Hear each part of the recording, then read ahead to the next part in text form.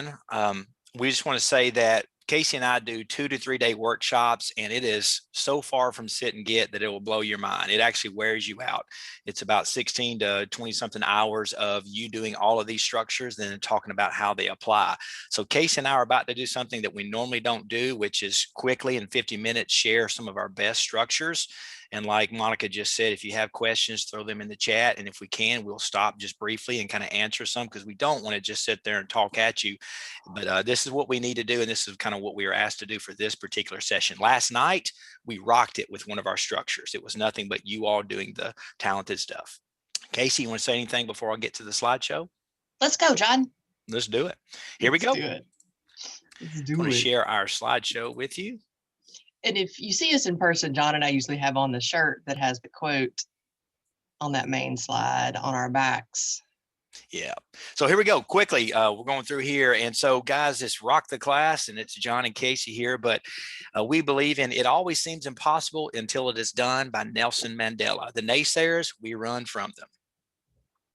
We're not interested in naysayers. All right. So this is our menu, essentially, and there's also all the links work. And there's also, you can jump back to the main menu. So this is our table of contents for what we try to get to in 2 days.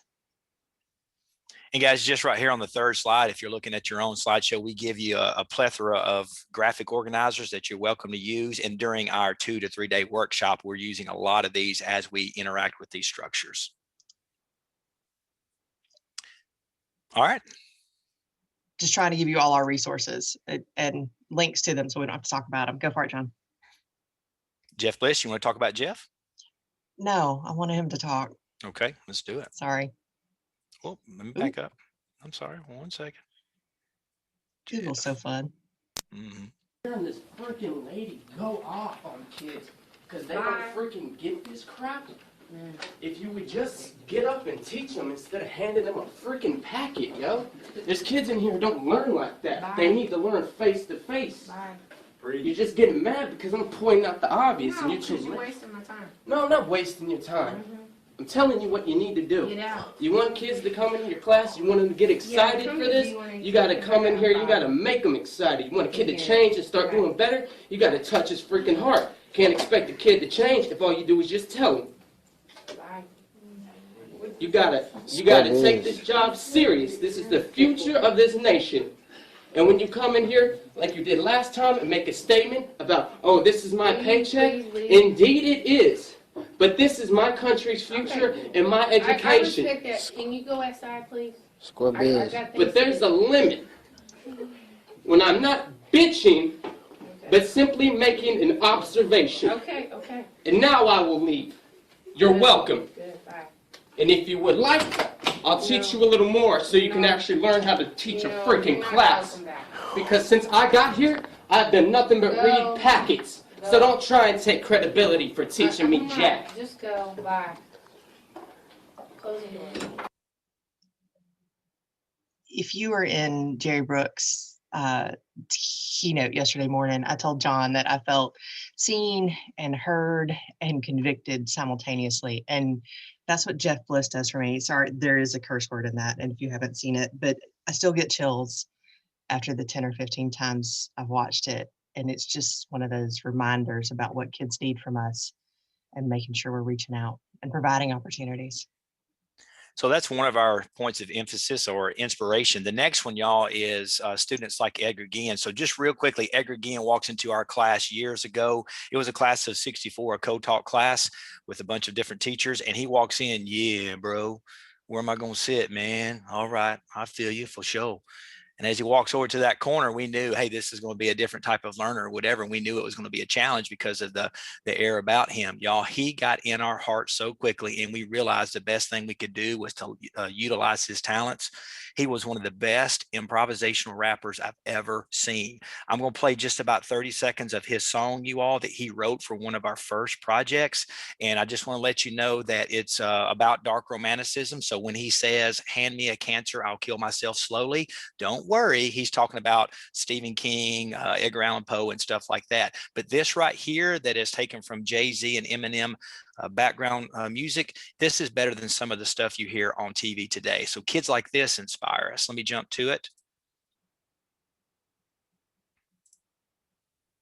Hey, John Hardison here with you.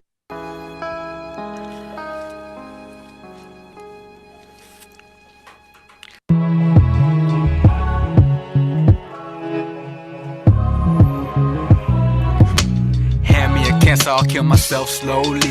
Family telling me how I should be. Hard-headed youngster, I can't understand fully. Giving into my pressure, life is my only bully. I still wonder though what I would be if I just could be that person that it should be. If I'm All right, just if you get time, that's on the slideshow, go listen to that. I know some of that's hard to understand as you hear it the first time, but he said, hand me a cancer, I'll kill myself slowly.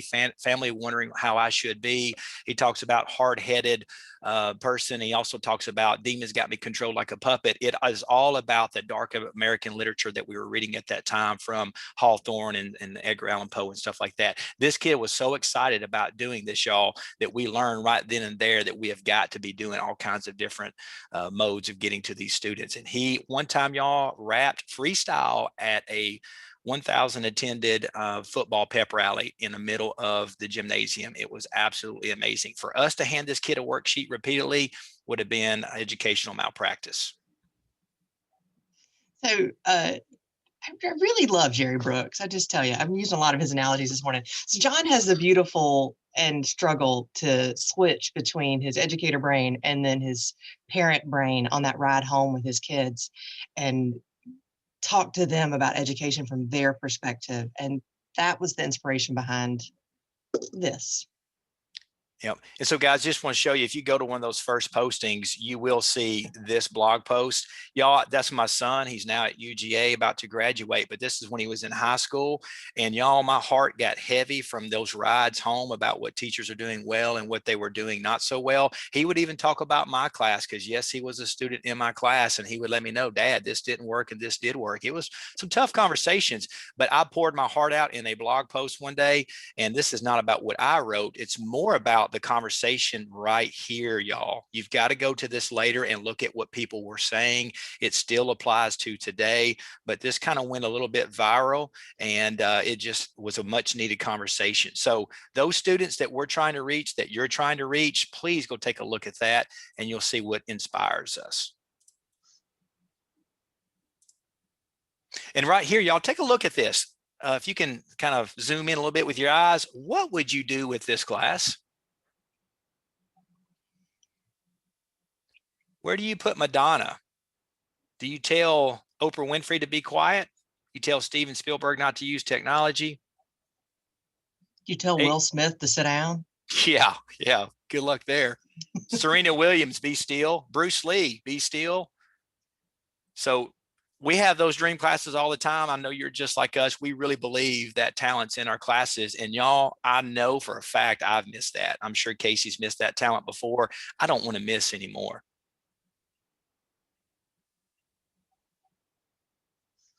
So John and I have talked a lot about how do we talk about these things and how do we say all this stuff. And so one of our best examples is our friend Ryan Burley, who had 3 premature triplets at home. He has left broadcasting to become a teacher. His wife is a teacher. It's his first year teaching. He's working on 5-paragraph essays, and that's his face with what structure he and John put together with very minimal financing, as you can see, lots of chart paper and things, to get kids excited about writing. And Ryan, as a first-year teacher, is so excited about his lesson. There are tons of links there to do what he did and to see what all those things a little more in depth. So John calls me and says, hey, Casey, how do we describe this? And I think one of us said awesomeness, which prompted our pronunciation of awesomeness. We want kids out thinking outside the box to help us grow, right? Because schools should be places where everyone is learning. I firmly believe that. And so I want to learn as much from my students, and then they teach me so much about life and all those, and being a better teacher. And so that's kind of, the backbone of what we do, why we do what we do. All right, y'all. And so if you ever have those naysayers and they're like, we can't do this or whatever, or this structure didn't work for me, we just always remind teachers, just like you all here, you just got to have these 4 things: energy, heart and passion for teaching. Like I just said, their energy. Number 3, solid classroom management. I got to be honest, I'm a Harry Wong disciple. I believe the more structure we have, the more you can do within the class. So I do a 1-week training camp or boot camp in which it goes through procedures, and it also kind of does a lot of icebreakers. And after about a week or 2, we are one family, and then we can do some other things in classes that maybe some other teachers who did not do that would be scared to do. And then number 4, if you go back there later, you will see us transforming our classroom in about 5 minutes. And Casey and I often say that if a student steps 2 feet into your classroom one day and then they want to turn around and go back thinking, am I in the right place? Then you probably got a good day about to happen. We mix our classroom structure up all the time by moving tables and chairs and all of that. So a lot of good stuff right here for you to check out. So yes, this requires an intense amount of energy. And it's like all things, if you do the same thing all the time, kids get bored, no matter how amazing it is. And so we recognize that and recognize the effort that goes in behind the scenes for a lot of these structures. So the desire is to mix that up, that we are not always doing these wild things we're about to talk about, but it is a nice change of pace for a lot of kids. All right, and just real quickly, we'd like to just ask you to think about this right here. Who is your Edgar Guillen? Who is your Jeff Bliss? Who is the kid that drives you? Feel free to throw a quick brief comment out there if you want, or just be thinking about that right now. We're sharing with you our inspiration. Anybody got a quick comment about a kid that just really drives you? No worries, no worries. And we're going to move on. We got a lot to cover. We hope that you're okay with that. So here we go, you all. And we're going to skip by some things here, y'all. So we're going to jump to one of our first best ones, which is going to be called the blender. What we're going by, you all, are actual structures we just don't have time for. Now take a look here. Actually, Casey, this is yours. Where's your script? Slide's not shared. Okay. Sorry. That's all right. That's my fault. I messed up. No, you Sorry, just y'all. forgot to, you were too excited. That's right. I got excited. Here we go. My bad. There you go. So this is the blender, and if you were with us last night, you saw it in action. So we're going to talk about it a little bit. The blog post is there, so there are video tutorials and examples for all the things. The links work, and they mean there's stuff there, I promise. And here it is. So if you go right here, y'all, if you go here later on with these links, please don't forget these links are amazing. This is a blog post where you could spend about 2 hours, and we give you an example for each round that Casey and I are about to talk about.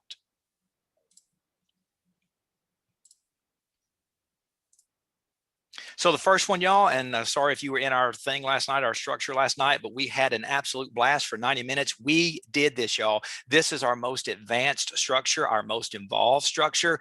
So you better be ready for this one here. But the first team, or if you have 20 teams, teams 1 and 11 will create an app, a smartphone, tablet, website app that answers the prompt that we'll show you in just a minute, or whatever prompt you give your students. Again, these are all links later. You can spend hours here just looking at these examples that we've done in class, either with teachers or with students. So then our second one is to create, modify, or enhance a children's toy, video game, board game, or any product. We've expanded it recently to any product. Like I said, we're always tweaking things and trying to meet our kids where they are. Teams 3 versus 8, if you notice, we've got them pointed together. So Casey and I have an open area in the center of our classrooms. We call it a stage, and we actually have had a stage in our classroom. And teams 3 and 8 will do a nose-to-nose debate.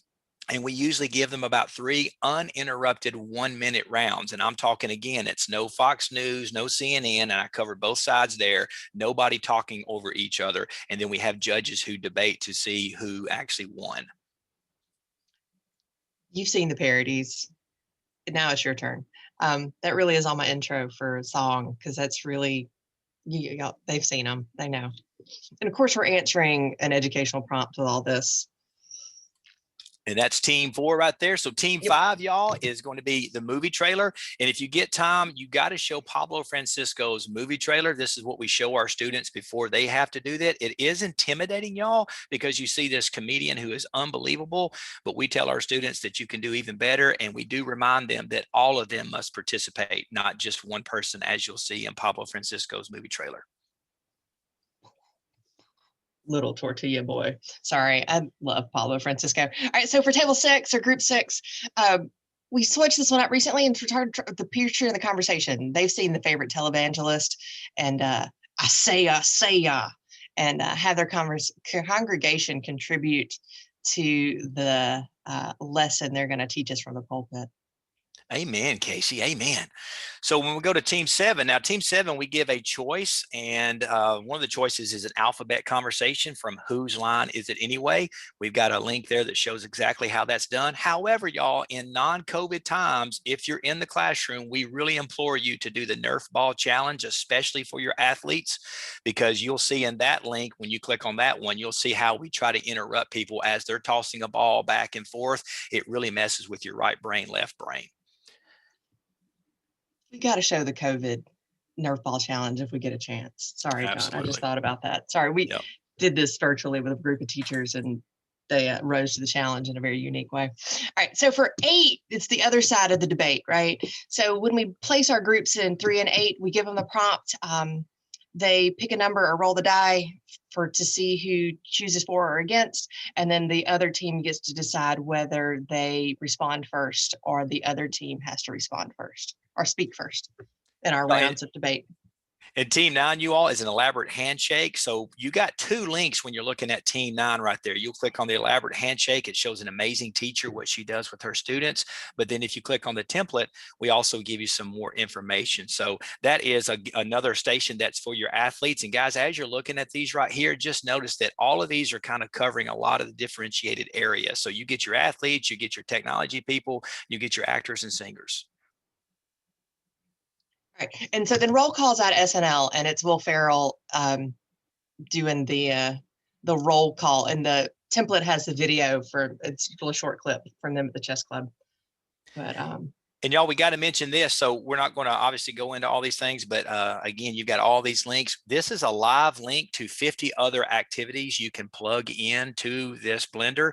That's why we call it the blender. We also call it the blender because we'll mix and match students in and out of these teams as we do this structure. Now, I know when I do this structure, I do it about 3 to 5 days, and it's not just a presentation structure. We also stop and make sure other teams are telling us what they've just heard, and they offer peer criticism and they take notes, which, y'all, is why we have payoffs. So if you were to click on the payoffs link in the upper left-hand corner, you'll see things that they have to do if they are not paying attention or if they don't fulfill the standards. And might I tell you this, one of our most exciting ones is the T-Rex, in which I will take a class or a team that has failed. We go knock on the door across the hallway and we open that teacher's door, and our students walk in doing the T-Rex and they walk back out.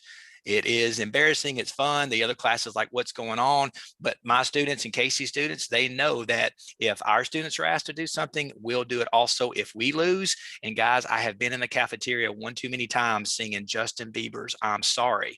And I've had to do my payoffs too. So we are playing for something in our classroom. And don't forget John's son's in there watching his dad sing Justin Bieber, and his daughter too. I guess Callie gets a little more upset than Tucker, huh? But anyway. Yeah, well, Tucker was okay after 3 years of therapy for that one. Hey, so we do have judging, you all, and I know all you ladies right now are like, "Ooh, I like this slide." But anyway, this slide right here. This slide right here is the scoring criteria. We don't always do judges, but we did last night and sometimes in class also. You get 3 points for adherence to the prompt, 3 points for your overall teamwork. And by the way, y'all, if you're doing this virtually on Zoom, you can dive into the breakout rooms and you can be seeing how they're working in teams. And then obviously creativity, 3 points, and the wow factor is 1 point right there for a total of 10 points. Casey and I are doing this with 40 students tomorrow at 9 o'clock in the morning, and we will be judging them, and they will be doing every one of these stations from the blender. It'll take us the whole time, and just like last night with the teachers, they'll rock it. It's amazing what people can do. All right. So like John was talking about with the payoffs, you got to be paying attention. Everybody has to participate. And so we do a lot of roles, right? Role assignment, you need to be doing the things that you have to do. So it's always a group effort. All right, and then we've got some other access, like the wheel to decide to roll on a die, random number name picker, and you can customize those, which is really awesome for anything. Dice picker, alphabet, you can put people's names on there. All right, guys. And so the next one is the trifecta. So this is our second structure. Again, we're going to try to give you 6 before you go. So you will find something you can use Monday if you want to do this, guys. But the trifecta, again, please notice as I get out of here, if you click on this link, y'all do not fret. You have everything you need. Again, here is a video about 10 minutes explaining exactly how to do the trifecta. It even shows you the classroom setup. You see the stage, and then you see our students doing these in the classroom. These were 10th grade American literature students, and we even got judges showing what the judges do. And then we also have some just highlight reels. If you want to go see the classroom in 360, you can also do that. This blog post, not bragging on me and Casey, but this blog post has everything you need, and y'all, it's quite awesome. Now, as I go back here, let me try to briefly explain the trifecta. So first of all, there's your class setup. You probably just saw that as I was showing you the blog post. We pit team A versus team B. And might I quickly tell you that I let 2 of my best leaders in the class draft their students. Casey does the same thing. The day before, we give them the roster. We tell them to take an oath and not to tell who they drafted first or last, but they pick their teams based on talent, not on friends. And then the teachers randomly pick the judges. But there's your classroom setup. And then, guys, it's this simple. Again, go back to the blog post and you'll get more information. But the first round is going to be a debate round, much like from the blender. And we will be doing 3 uninterrupted rounds of 1 minute, y'all. And as we do that, the judges will be scoring. And we'll show you that scoring here in just a minute. That round does take quite a while. You can basically consider it's going to be at least 1 class. If you have a 50-minute class, it's going to take about that long.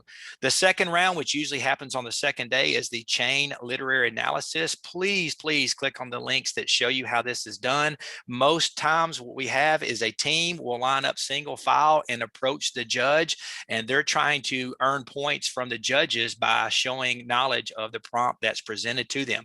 All we tell them is you've got 3 minutes and everybody from your team must present. What they come up with creatively, y'all, is absolutely amazing. Now, our favorite round is the third round, which happens on the 3rd, possibly the 4th class day.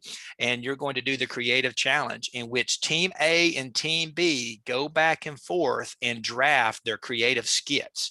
So as a teacher, if you want an awesome day, y'all, imagine you sitting back, you've got 3 judges who are students, you're sitting back and you're just watching them talk about the prompts. You hardly say anything at all. And you watch a movie trailer, you watch a commercial, you watch an alphabet conversation, all these other things that you see right here, they will blow you away with their creativity, and the judges are judging it all. So you want to talk about a student-centered structure, the trifecta is absolutely awesome.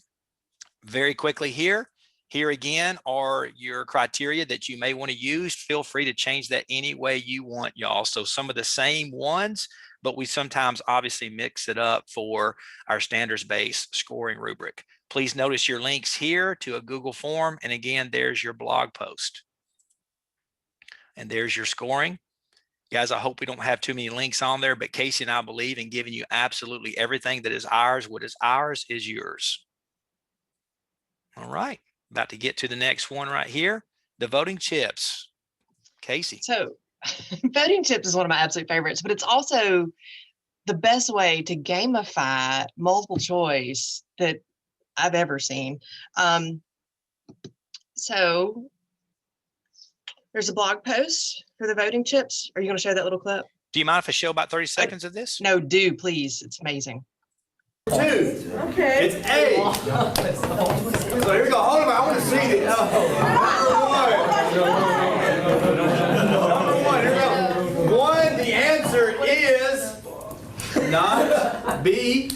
Okay. Oh, that's good. I'm sorry, but it is not C. Hold on. Give me a second.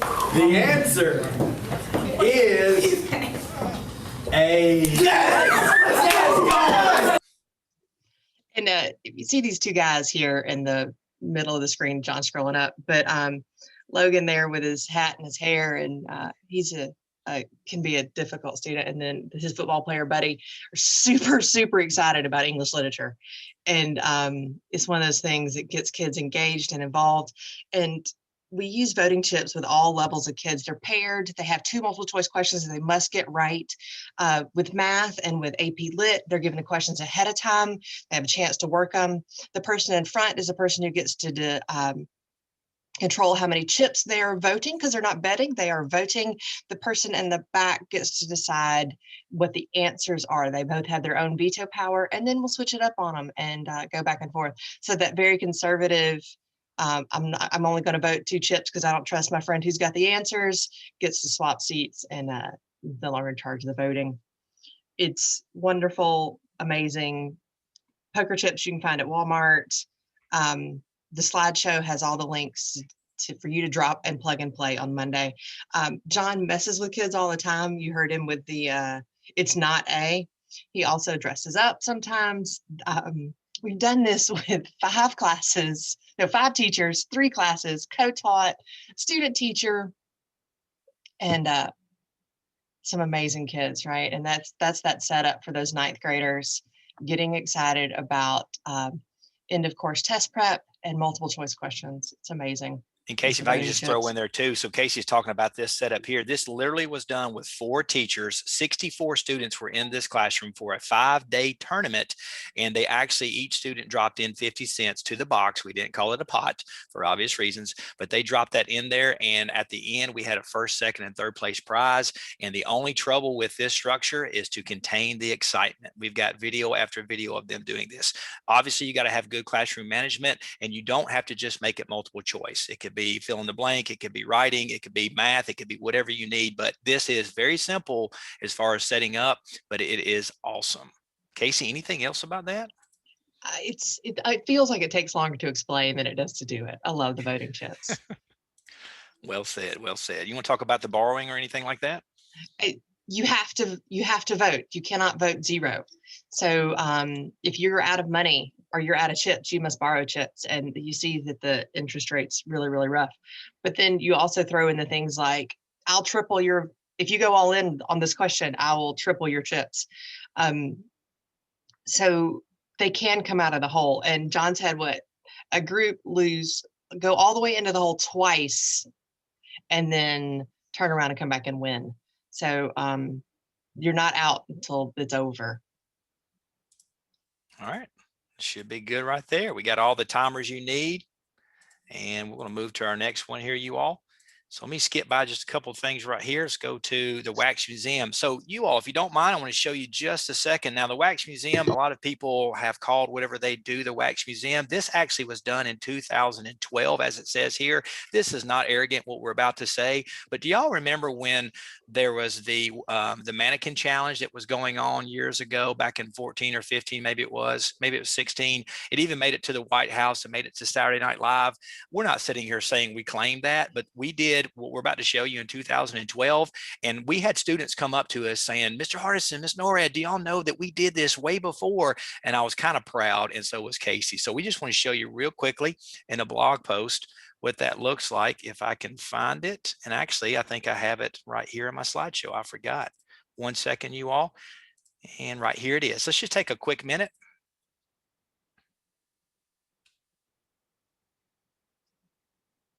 For self-reliance and Declaration of Independence. They were relating it thematically. They're not going to move for quite a while. Let's go take a look. The sound cuts off here, y'all, because it's copyrighted on YouTube, but it's actually perfect.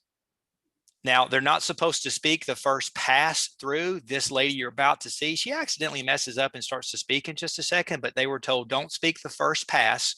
I'll let them know that I'm going to get up in their grill. Casey's also done the same thing.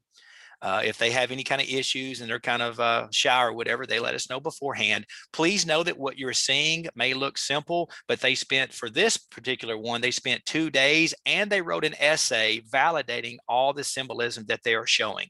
This went with Henry David Thoreau's Civil Disobedience, if I remember correctly, and American literature, constitutional literature. So everything you're seeing here is going to be symbolic. They had to validate everything. The conversation we heard for the 2 days leading up to this was absolutely amazing. Know that this video here is about 9 minutes. So y'all, they held a virtual or almost a yoga pose for 9 minutes. The second pass that we go through with the camera, one person or more has to explain just by moving their lips. So on the sake of time, don't want to show you any more about this, but you can go look at that. And at the very end, you'll see me release them and you'll see all of them just go, oh, thank God. But y'all, that is a phenomenal thing to do. And Casey and I, we've actually done that, y'all. Here's a gasp. On the first day of school. Yeah, I know how everybody is talking. All the students are talking about the first day of school and they're on Snapchat talking about the teachers they are not excited about or whatever. I tell you what, you want to get their attention on that Friday or that Monday, do about 20 minutes of a setup and then ask them to do the Wax Museum based on what they want for your classroom that day. They will blow you away. And we actually have the blog post on that.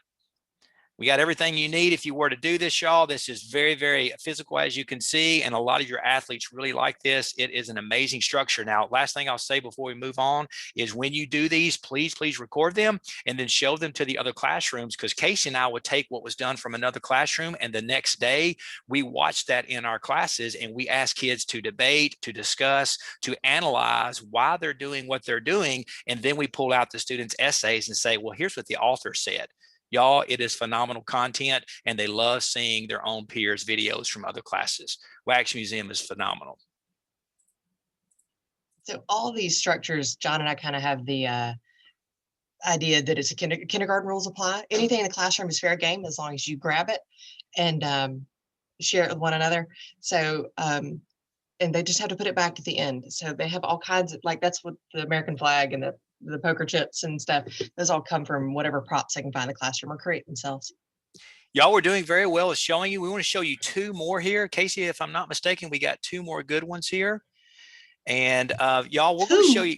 Yeah. I think we have a few more than 2 more, but that's well, okay. We got about, talk about 2 more. No, we got about 20 more. Yeah, but we're going to show you go. 2 more. But how about this, y'all? What we're about to show, we can only show this one because it's the only one that's appropriate, if you will. Casey and I brought our administration in and we said, hey, can we show this one, or this one? And it's from Jimmy Fallon's Tonight Show. And they're like, no, too much, too many innuendos, too many adult innuendos. This is the only one we can show. So please don't think it's political, but let's take a look at Slow Jam the News. And this is a structure we've adapted. So I'm going to go to the next slide. Please watch this right here.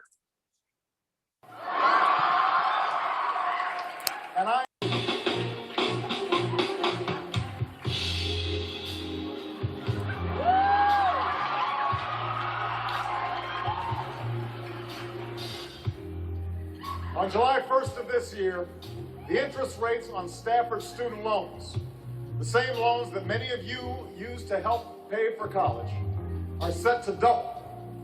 And that means some hardworking students will be paying about $1,000 extra just to get their education. So I've called on Congress to prevent this from happening. What we said is simple. Now is not the time to make school more expensive for our young people.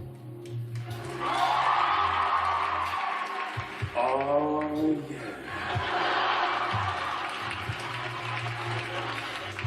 You should listen to the president. Or as I like to call him, the Precy of the United States. Things were heating up inside Congress's chambers behind all those closed doors. So the president made a few discreet calls across the aisle. He said, hey, let's get together on this one. Without an affordable Stafford loan, where can a student turn? The Pell Grant is a beautiful thing, but with college getting more expensive, is it enough by itself to satisfy all your collegiate needs? Oh, hell no!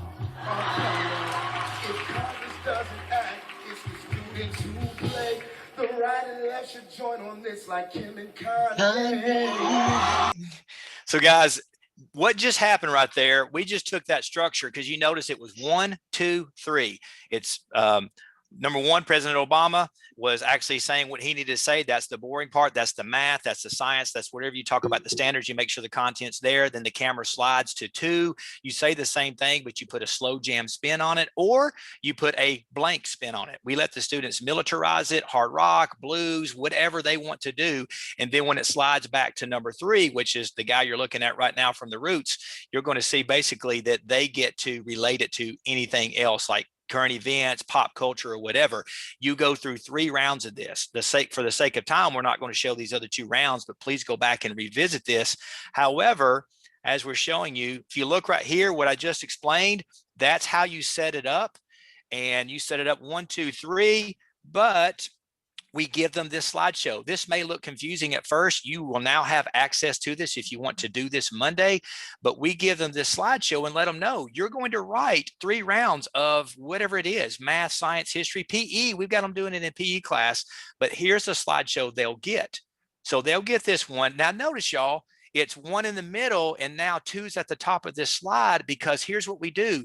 We put this slideshow on the screen so they don't have to memorize anything. So they're reading and performing from the screen. And we do encourage y'all to put them towards the front of the class so that their peers are behind them, which kind of lowers their anxiety. And then obviously that's the order in which they're looking at it. Now we go the extra mile and put tape down on the floor, but really all you need is a projector, this slideshow, and then hopefully you'll record it with your phone or maybe another camera. We've got each round. So it's back again, it's go, it's second round, and it's slow down, final round. Now quickly, y'all, if you don't mind, look right here. This right here is an example from a regular class. Now I say normal is a cycle on a washing machine and nothing more. So when I say regular, I mean that with hardly nothing, but I think many gifted kids are in any class. And so right here, you see what they wrote. This is extraordinary. That is tricking kids to talk about it. Now, here's one thing we want to show you as I go back to show you something else. Please understand it's not a presentation structure, although they present, but what we do is we make sure everybody has links to that. And we may take 10, 15, 20 minutes after a presentation and not butcher those kids and tell them that they were wrong or right, but we'll analyze what they wrote and their performance, and does it go to the literature or to the math problem or whatever. And by that time, we set up a culture in which they know that they're going to have peer criticism, and we're just trying to help. Now, guys, we got so many blog posts on this. Here is the setup from our classes. Here is the actual setup video if you need that. Look at this blog post. You can click on this slideshow and get it. Now, Casey loves this part. This is one of her favorites. This is a behind the scenes look.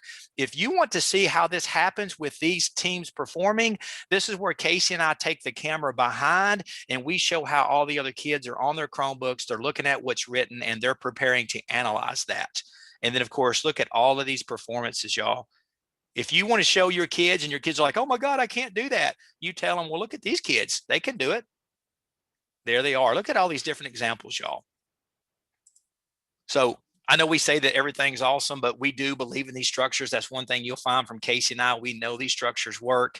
And y'all, we just hope y'all go back and take a look at that. Reach out to us if you need any help, but all the videos are there to kind of walk you through it. You basically just think about the prompt and you're ready to go. Casey? I'm not ready to follow that up. Sorry, John. I love slow jams. It's one of my absolute favorites, but it's also one of those things where we get inspiration all over the place, just like with this 90-second recap.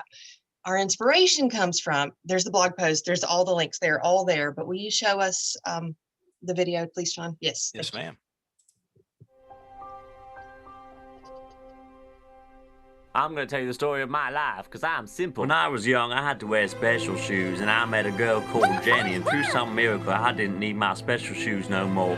I ran so well, I played football. I got to meet the President of the United States. And then Jenny came back, but she left again. Then I went to Vietnam, and I met Lieutenant Dan. Unfortunately, my bestest good friend Bubba died. I promised him that I'd be the captain of a shrimp boat, and I got good at ping pong, and I went to China. Then I was a shrimp boat captain with Lieutenant Dan, and then I had to go back home because my mama died. Then Jenny came back, but she left again. Then I went for a long run, and people followed me. Then Jenny told me that I was a daddy, so we got married. Then Jenny died. Then little Forrest went off for his first day of school. Life is like a box of chocolates. You never know what you're gonna get.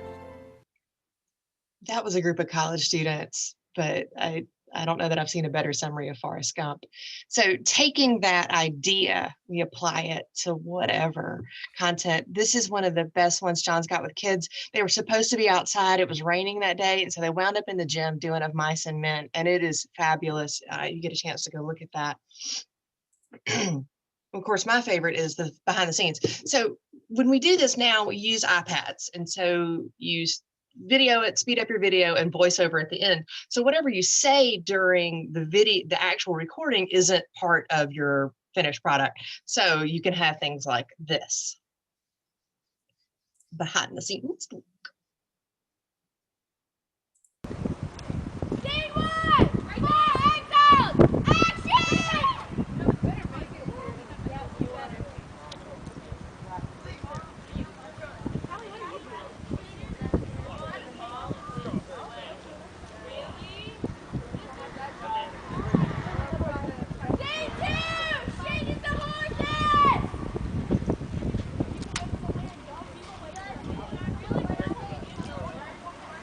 So you notice the student in the white shirt there is got her hand on the camera guy. So she's guiding them backwards to make sure they don't fall over anything or nobody runs into them.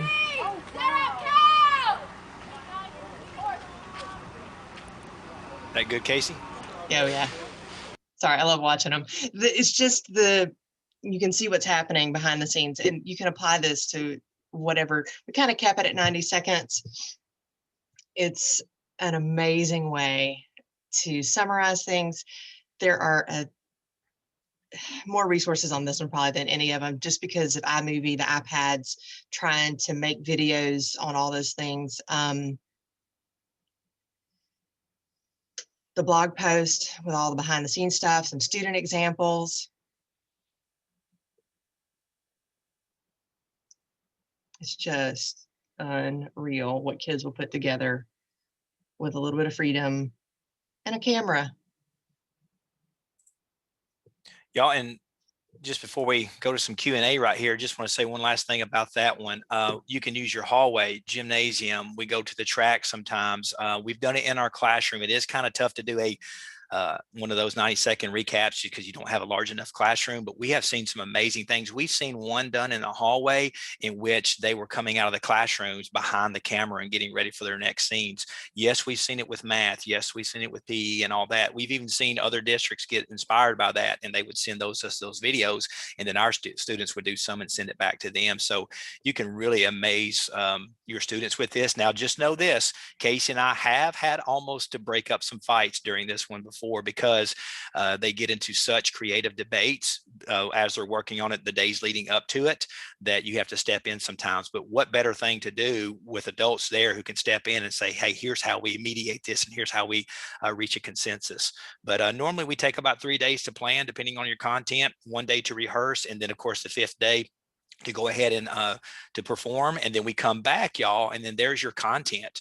So you can look at that content, you can go through and critique that, and you can put that textbook away for a little while, because they'd rather look at their own peers and kind of judge that. Guys, we threw a lot at you. We know that some of you are like, oh my gosh, that was a whirlwind or whatever, but that's kind of what we were asked to do for this session. And if anything, it maybe can give you something that you can go try and blow your students away with on Monday. But we would love to open it up right here. We got plenty of time for some Q&A. We can go into more depth about the information we've just shared with you. So we'd love to have some questions right now.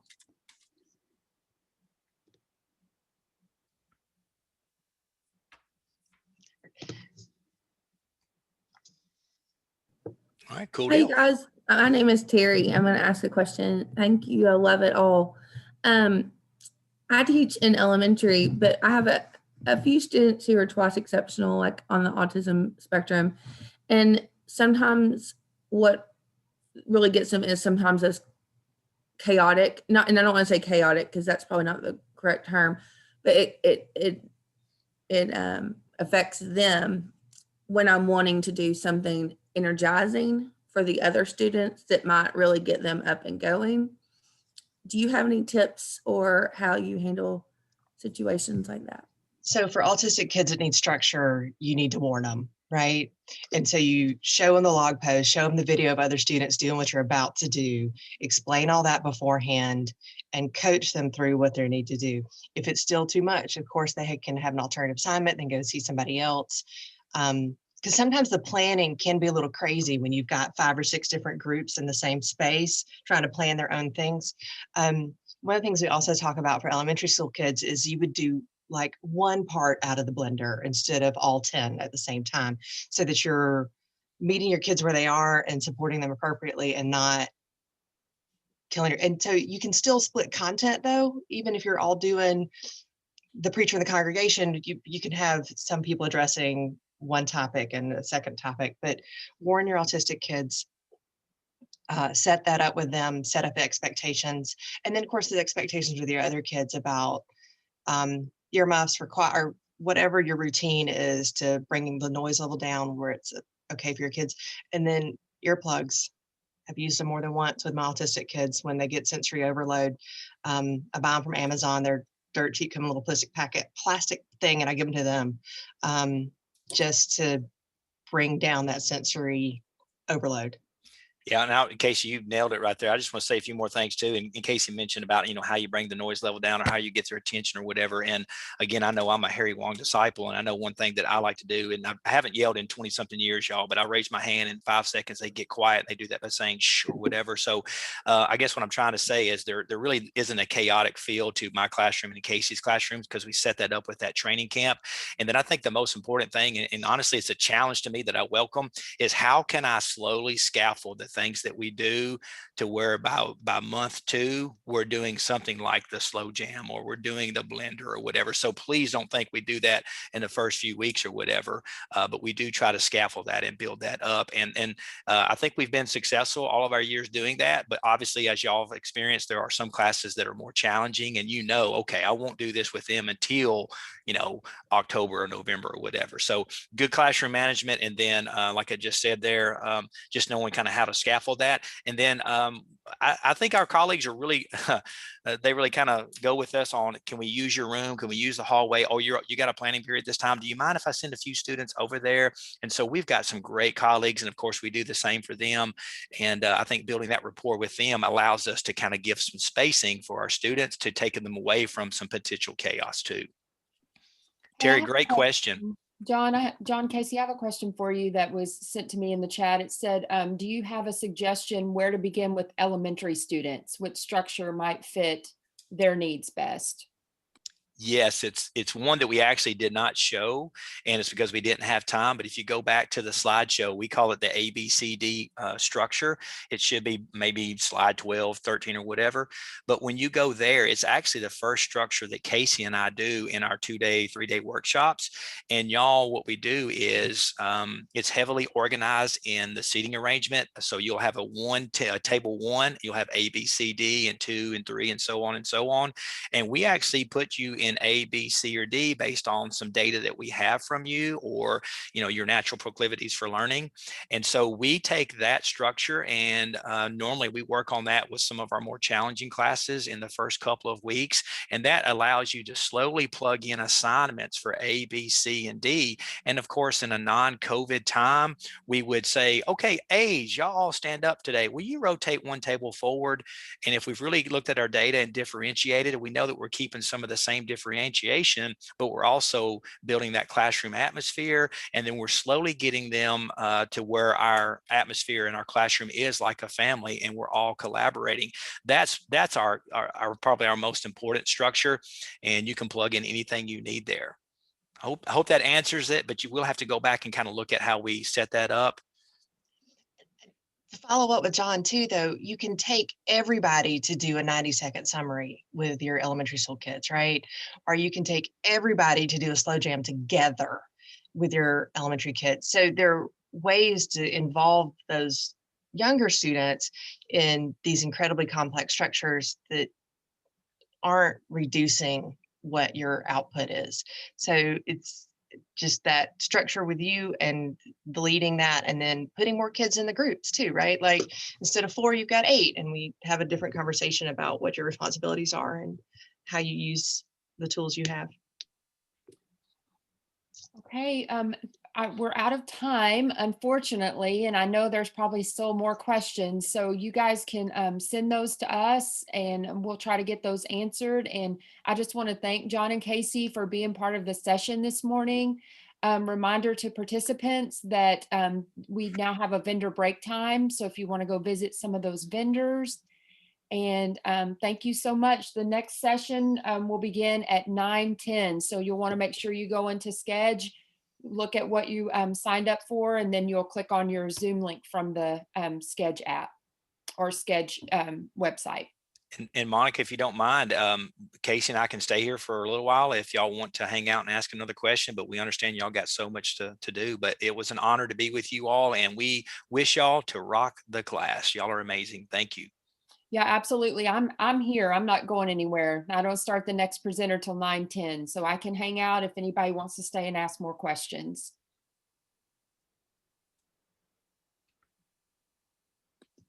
I love that.